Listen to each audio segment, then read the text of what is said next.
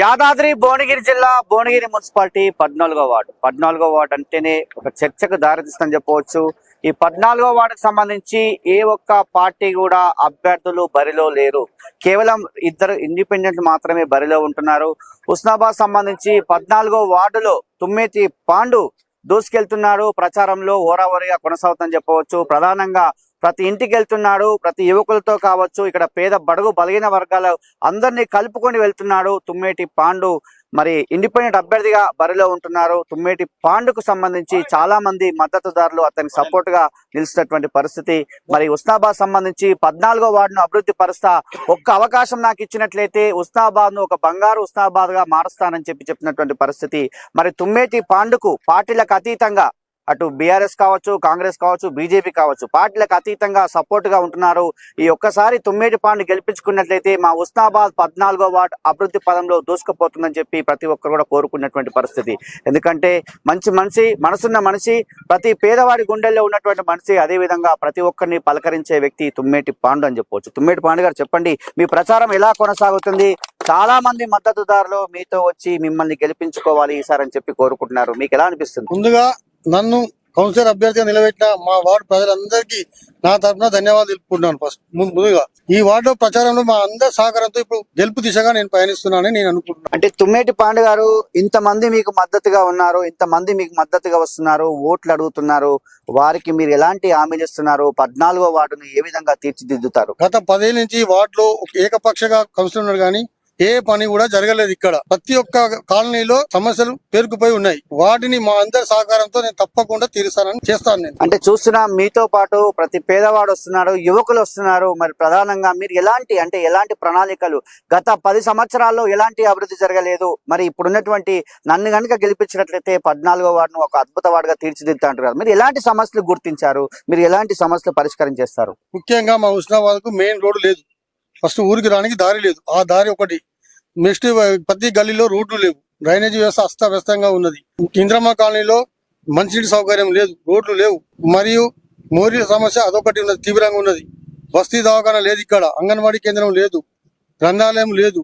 మళ్ళీ మార్కెట్, మన వ్యవసాయ ఆధారిత వార్డుగా మార్కెట్ పెద్దగా చేస్తాం. అదొకటి. పెన్షన్లు ఇక్కడే ఇచ్చే ఏర్పాటు. ముఖ్యంగా మాకు వార్డు ఊరు టైప్ ఉంది కాబట్టి టౌన్ కు దూరంగా ఉంది. ఇక్కడ బస్ సౌకర్యం ఏర్పాటు చేసి ఆ పెన్షన్లు ఇక్కడనే ఇచ్చే ఏర్పాటు చేస్తామని మేము నమ్మిస్తున్నాం. అంటే పాండు గారు, ప్రధానంగా చూస్తున్నాం, గతంలో చేసినటువంటి కౌన్సిలర్ అభ్యర్థి ఏ అభివృద్ధి చేయలేదు. ఖచ్చితంగా నేను అభివృద్ధి పరుస్తా, ఖచ్చితంగా నన్ను గెలిపించాలని కోరుకుంటారు కదా. ప్రధానంగా మీ గ్రామానికి సంబంధించి, సార్ మీ వార్డుకు సంబంధించి యువకుల కోసం మీరు ఎలాంటి కార్యక్రమాలు తీసుకోబోతున్నారు?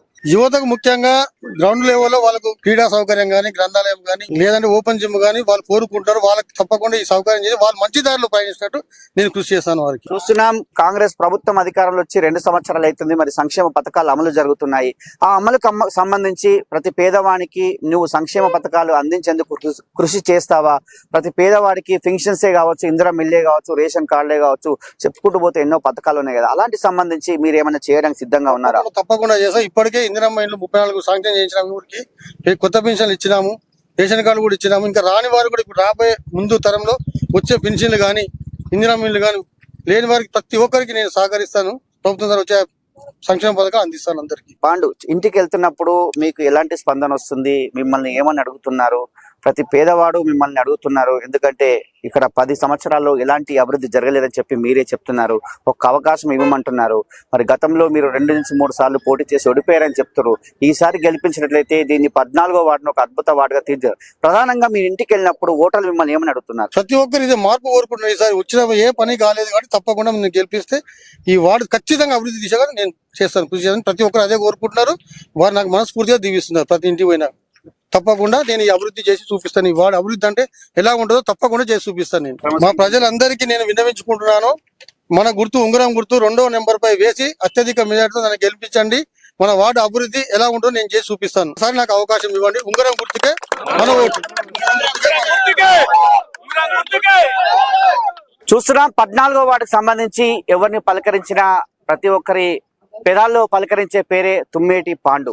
మరి తుమ్మేటి పాండు, ఈసారి నాకు అవకాశం ఇవ్వండి, ఉంగరం గుర్తుపై ఓటేసి నన్ను గెలిపించండి, ఒక 14వ వార్డును భువనగిరి మున్సిపాలిటీలో ఒక అద్భుత వార్డుగా తీర్చిదిద్దాను, ఒక బంగారు వార్డుగా తీర్చిదిద్దాను.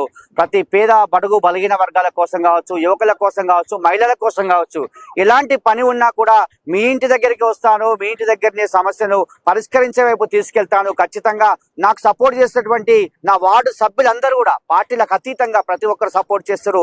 వాళ్ళ సహకారంతో ముందుకెళ్తాను. ఖచ్చితంగా 14వ వార్డును అభివృద్ధి పరుస్తాను.